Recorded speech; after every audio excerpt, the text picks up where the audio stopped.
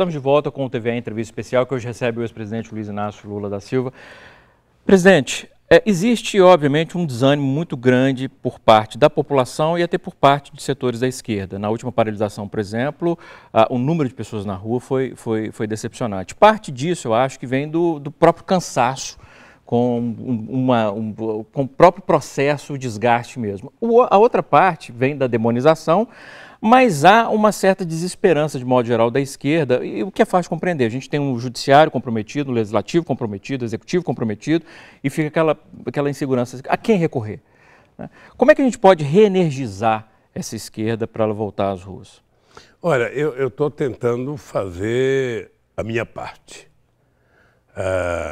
Se você pudesse acompanhar a caravana, você ia poder sentir a quantidade de energia em cada evento que acontece. Porque a caravana é um pouco para falar de esperança, para falar de conquista, e obviamente que tem uma pitadinha de bordoada nos adversários, né? Porque também isso não é fazer política só se esquecendo o do adversário. Mas você tem razão, Pablo, porque hoje você não tem nenhuma instituição com credibilidade. Sabe, você não tem, porque, veja, você não tem o Poder Judiciário, você não tem o Congresso Nacional, você não tem o Poder Executivo, os partidos políticos, ou seja, aconteceu um fenômeno novo nas últimas pesquisas, do Pablo, que é o seguinte. Primeiro, com todos esses ataques que estão acontecendo em cima de mim, eu estou crescendo. Segundo, o PT é o único partido que cresce. O PT hoje é um partido que tem, das pessoas que se manifestam politicamente, 20% das pessoas acham que o PT é o partido, sabe, melhor do Brasil. O PSDB, o PMDB praticamente não aparecem na pesquisa e os outros não aparecem mesmo. Significa que o PT é quase que o único partido nacional que tem vida. O PMDB não é um partido nacional, o PMDB é um partido regional. É a tribo da Paraíba, a tribo da Bahia, a tribo de Pernambuco, a tribo do Acre, ou seja, o PT não, o PT é um partido nacional. Então, quando em dezembro de 2014, eu disse para o PT, olha, vocês têm que tomar cuidado porque há uma tentativa de criminalizar o partido. Até entraram com um pedido para que o PT fosse tornado ilegal. E só tem um jeito da gente combater, é ir para a rua. É ir para a rua. Eu pedi à direção do partido que fizesse um debate sobre a Lava Jato para explicar para os dirigentes do PT o que é a Lava Jato, porque só pelo jornal você não compreende. Então levamos uma série de advogados para poder debater, para ir para a rua, para energizar a sociedade. Eu durante muito tempo, Pablo, no sindicato, eu era chamado de levanta moral. O pessoal fazia greve, e uma greve é legal no primeiro dia, no segundo dia, no terceiro, mas no 10º dia, quando o patrão negocia, a greve fica desanimadora. Então o pessoal começa a querer parar. E aí o pessoal falava, Lula, está precisando de você ir na porta da fábrica levantar a moral da tropa. E eu ia para a porta de fábrica me esguelar. E eu na verdade, eu estou viajando para tentar levantar a moral do time. Sabe, para levantar a moral, a única coisa que não pode acontecer nesse instante, Pablo, é a gente baixar a cabeça. Por que há um desânimo? Porque quando você faz proposta que as pessoas percebem que aquela proposta não é possível de ser executada, quando você faz uma greve que você pede, o dirigente sindical vai na Assembleia e fala a luta continua, o povo não acredita, a luta foi derrotada, você voltou a trabalhar, vai trabalhar quietinho. Agora, veja, a gente começou fora Temer. Não, primeiro, não vai ter golpe, teve golpe. Segundo, fora Temer, ele já está com um ano, acaba de ganhar no Congresso Nacional o direito de terminar o mandato. Então, ao invés da gente ficar discutindo o que já aconteceu e já passou, nós temos que construir qual é a proposta. O ideal seria que você tivesse eleições diretas já. Você não vai ter, porque você não tem força para fazer uma emenda constitucional aprovando. Então, o que você precisa trabalhar é organizar a sociedade para garantir que tenha 2018. Porque não está certo que a gente vai ter 2018. Se o objetivo de tudo que está acontecendo no Brasil é tentar evitar, sabe, segundo eu vejo nos artigos, que é para eu não ser candidato, nós vamos saber se vai ter 2018, vamos ver como é que a gente vai chegar no mês de março, abril do ano que vem. Aliás, muitos dizem isso claramente. Eu já vi gente, por exemplo, discutindo em rede social, falando sobre tem que ter eleição direta já. Já falei, não, mas se tiver eleição direta, o Lula vai ser candidato. Mas é assim que funciona a eleição. Alguns são mais ousados, alguns dizem não pode ter, porque senão o Lula vai ganhar. Ora, então, sabe, vamos votar nega o objetivo da eleição. Por falar em voltar ao colégio eleitoral, há agora uma tentativa óbvia, um processo lógico, que dá para entender, inclusive, a motivação deles de voltar com a ideia do parlamentarismo no Brasil. E a gente, inclusive, tem uma reforma política extremamente criticada, que está querendo adotar um sistema que existe em 4 ou 5 países de democracia altamente questionável. Primeiro, como é que se barra esse tipo de movimento com a minoria no Congresso? Segundo, o que o senhor acha dessa reforma política, os pontos que o senhor concorda ou discorda? E terceiro, qual que seria a visão para os próximos 2, 3 anos? O que a gente pode fazer? Pensando a médio prazo, não é pensar no agora, no amanhã, na semana que vem.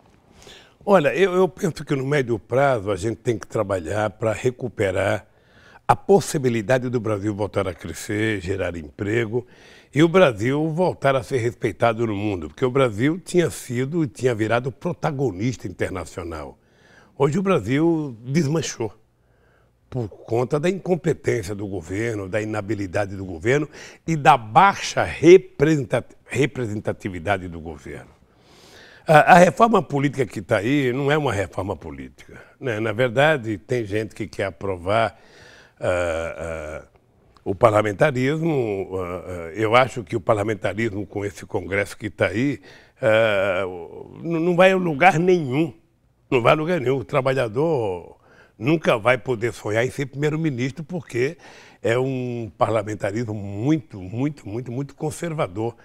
Querem aprovar um distritão em que o voto vale na pessoa, ou seja, se você tiver 10 milhões de votos, é só você eleito, ou seja, você não carrega ninguém junto com você. E o fundo partidário, que no fundo é o que as pessoas querem aprovar.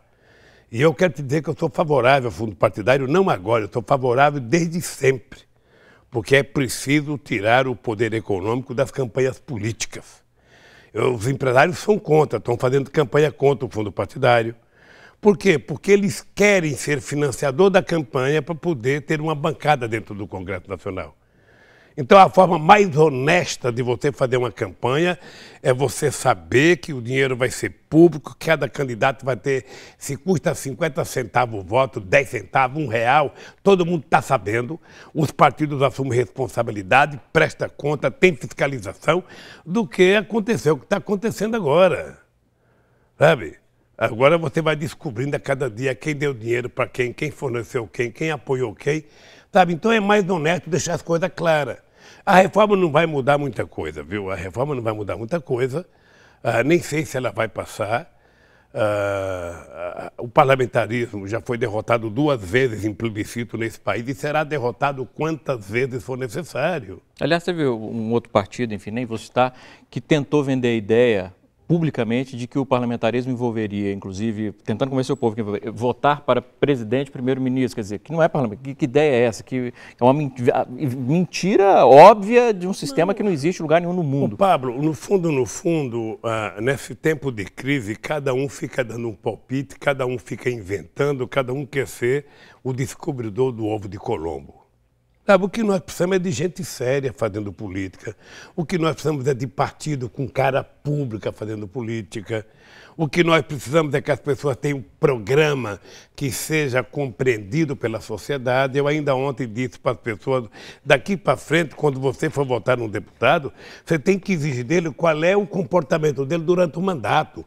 Diga algumas coisas que são prioritárias e peça para essa gente votar. Sabe, porque não é só votar porque é contra ou só votar porque é a favor. É votar porque a figura que está pedindo o voto vai cumprir um programa que te interessa. Você tem que saber o que o cara pensa a nível de educação, o que o cara pensa a nível de xenofobia, o que o cara pensa a nível de LGBT, o que o cara pensa a nível, sabe, dos programas de inclusão social, o que o cara pensa de tudo. E aí faz um voto compromissado para você depois cobrar da pessoa. Então, nós estamos nessa situação.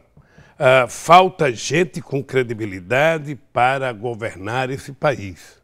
Quando esse país tiver alguém que tenha credibilidade, as coisas começam a voltar à normalidade se essa pessoa tiver o bom senso de começar a juntar as pessoas de bem nesse país. Não importa que seja de direita ou que seja de esquerda, mas tem muita gente de bem, tem muita gente que quer pensar o Brasil, tem muita gente que está cansado, sabe, dessa brigaiada, tem muita gente que está cansado dessa disputa, sabe, que termina causando prejuízo ao povo brasileiro. O senhor acha que tem volta para esse clima de ódio que a gente vive hoje?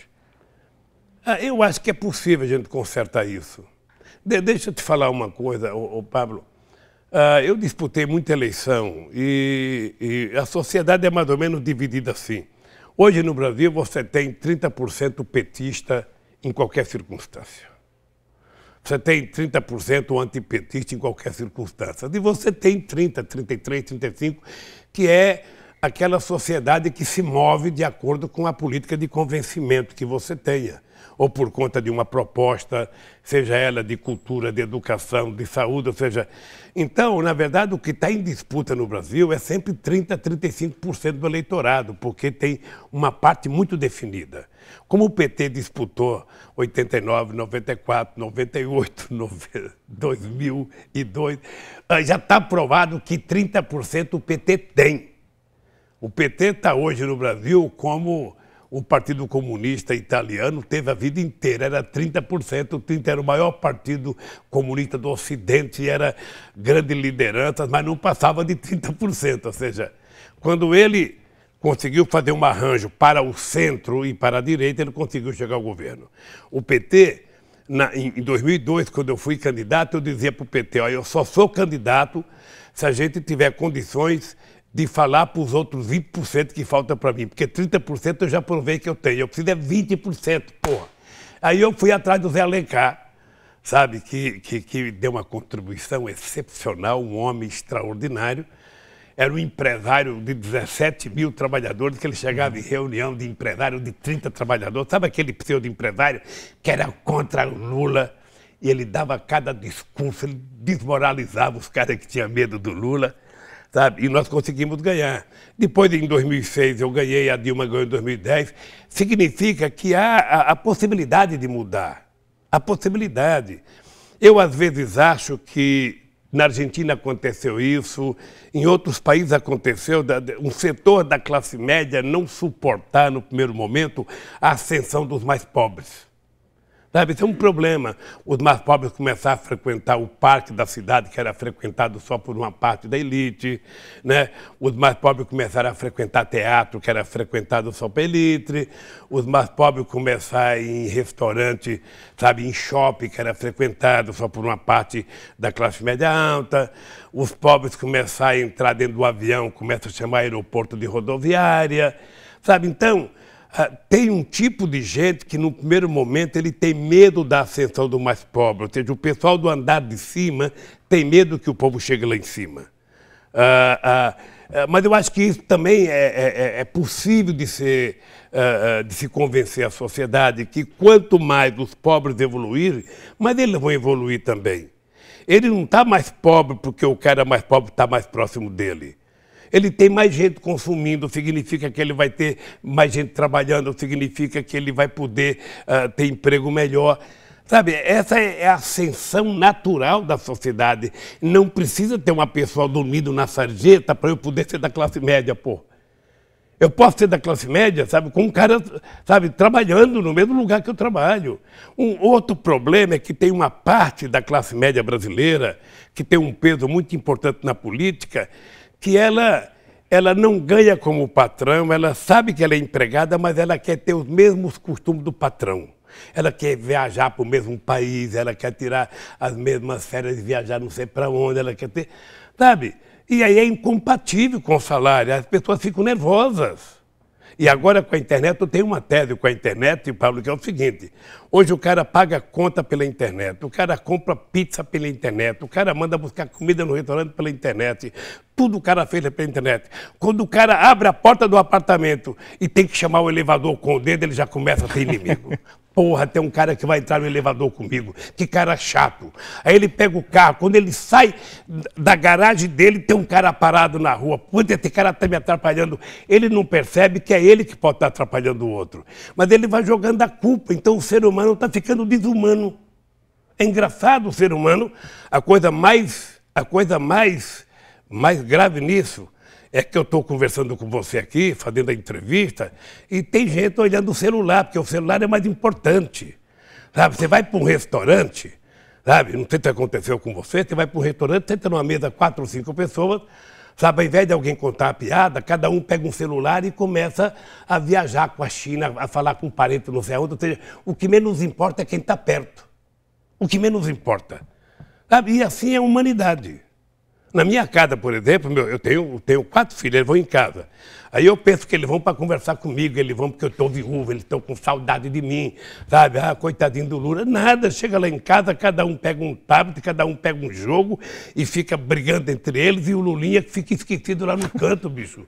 Sabe? Então, é esse mundo que a gente está criando. Eu cheguei na casa do Jacques Wagner uma vez, sabe? Eu fui jantar lá com o Jacques Wagner, eu cheguei e tinha um casal de jovens, acho que filho da pessoa que trabalhava com o Wagner. E estava sentado como eu e você, toma aqui, mais perto. E estava os dois com o celular encostado no outro, falando pelo celular. Eu fui lá, tomei o celular da mão deles e falei, ó, dá uma olhada na cara dela, você olha na cara dele para ver se não é melhor vocês conversarem, tocar na mão do outro. Que desgraça é essa de ter que ficar namorando pessoa tão próxima? Sabe, eu fico pensando o dia que puder fazer sexo pelo celular. Aí acabou a humanidade de vez. Aí, sabe, puta merda, eu quero estar fora desse mundo antes que isso aconteça. Sabe? Então, eu acho que é possível, Pablo, a gente fazer o mundo voltar, sabe, a ser mais alegre, as pessoas serem mais humanas, mais amorosas, as pessoas terem paixão, as pessoas terem tolerância. Sabe? Pô, sabe? Eu ia na porta de fábrica de manhã, sabe? Só para falar bom dia para a peãozada. Eu adorava entregar o jornal, bom dia, companheiro, bom dia, tem um bom serviço, tal, não tem das contas. Hoje, no sindicalismo, nós avançamos tanto que você não faz mais isso. Você vai lá, coloca um pacote de jornal em cima da linha de produção e a linha leva o jornal, desumanizou o jornalzinho, não fala mais bom dia. Então, as pessoas não falam mais bom dia. Então, eu acho que o mundo precisa voltar, a gente abrir a porta, ver o vizinho, bom dia, companheiro, tudo bem, tá, dê um bom dia, vai trabalhar, sabe? As pessoas estão tudo nervosas, um xingando o outro, às vezes desce e mata, sabe? Ou seja, eu acho que é possível a gente reconstruir esse país. Para isso é preciso as pessoas voltarem a ter esperança. E ter esperança é as pessoas perceberem que a economia vai voltar a crescer, que ele vai poder ter acesso ao emprego, que ele vai poder ganhar um salário, que ele vai poder voltar a estudar, que ele vai ter a certeza de que vai ter um emprego melhor. É isso que as pessoas querem. As pessoas não querem muito. As pessoas querem uma casa, querem um emprego, né? As pessoas querem um carro, as pessoas querem fazer uma viagem uma vez por ano, as pessoas querem aquilo que é elementar, que alguns têm de mais e outros têm de menos. Então, nem ter de mais e nem ter de menos, ter cada um pouco e a gente resolve o problema do Brasil. Eu acredito nisso, acredito piamente nisso, trabalho para isso. Eu, às vezes eu não esqueço nunca de uma vez eu estava fazendo um comício no Rio de Janeiro e eu descia do palanque. Eu estava lá, acho que era na Candelária, e eu estava fazendo um discurso sobre a reforma agrária e eu chegava a babar. Porque nós vamos fazer a reforma agrária ampla e radical sob o controle dos trabalhadores. Aquilo babava ódio assim. Aí eu desço do caminhão, uma senhora que devia ter naquela época a idade que eu tenho hoje, 71 com a cara de 30, ou seja, aí a mulher falou, ô Lula, você sabe que eu gosto de você, você sabe que eu sou sua eleitora, agora, pô, não dá para você ser mais calmo quando você falar num tom mais suave, não dá para você falar reforma agrária tranquila e pacífica, não é melhor do que... E foi engraçado que aí eu fui para a campanha, fizemos uma pesquisa se o povo queria reforma agrária ampla e radical sob o controle dos trabalhadores ou o povo queria reforma agrária tranquila e pacífica. 83% queria reforma agrária tranquila e pacífica. Eu levei 15 dias para minha boca poder proferir a palavra reforma agrária tranquila e pacífica, porque ela estava habituada a falar radical. Então, eu de vez em quando eu tenho consciência que eu exagero também. Eu tenho consciência, eu vou ficando nervoso, eu vou ficando irritado, sabe? Mas eu sei eu sei que nós precisamos transmitir tranquilidade nesse país, harmonia, esperança e sonhos. Só isso é que pode fazer esse país se recuperar. Presidente, muito obrigado, um privilégio poder conversar. Mas deixa eu te contar uma coisa para você Claro. terminar. É que eu saio da Bahia contagiado pela alegria do povo baiano. Eu, sinceramente, não conheço nenhum lugar do mundo que tenha um povo da qualidade do povo baiano. É um povo alegre, é um povo... Eu disse uma vez no Teatro Castro Alves, num comício aqui, eu acho que na outra encarnação eu nasci baiano. Porque eu não conheço, eu conheço bem o Brasil. Não tem nenhum povo no Brasil com a alegria do povo baiano. Não tem. Mesmo tendo problemas, sabe, mesmo estando desempregado, o baiano é alegre. É alegre, é saudável, é gostoso de conviver, sabe? É leve. Eu concordo. Sabe? Então, Concordo. querido, eu quero te agradecer, sabe? Pedir desculpa se eu falei demais, porque... Não, eu acho ótimo. É bom que meu trabalho não tive que fazer nada, E só quero ouvir. te agradecer o fato de você sair de Gramado e vir participar dessa entrevista aqui. Bom, é isso. Eu queria agradecer também a sua audiência aqui na TVE, que é a TV pública do povo baiano. É sua, é da Bahia.